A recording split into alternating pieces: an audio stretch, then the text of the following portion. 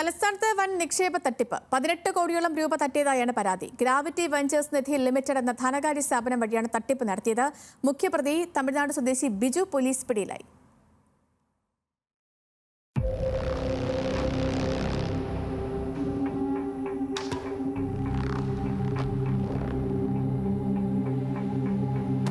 സ്ഥിര നിക്ഷേപം നടത്തിയാൽ 18% മുതൽ 24% വരെ പലിശ ലഭിക്കും.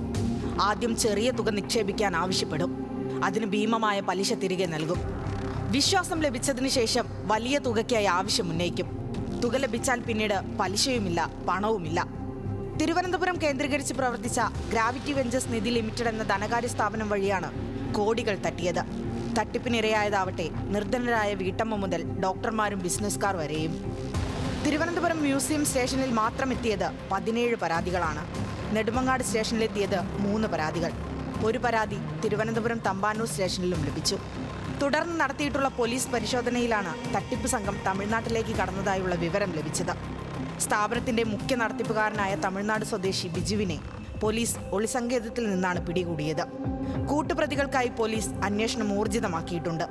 നിലവിൽ ഇവർ തട്ടിയെടുത്തത് 18 കോടി രൂപയാണെന്നാണ് മുഖ്യപ്രതി കുറ്റസമ്മതം നടത്തിയത്. തട്ടിപ്പിന്റെ വ്യാപ്തി ഇതിലും കൂടാമെന്നോ ഇനിയും പരാതികൾ ഉയരാമെന്നും പോലീസ് വ്യക്തമാക്കി. ന്യൂസ് മലയാളം, തിരുവനന്തപുരം.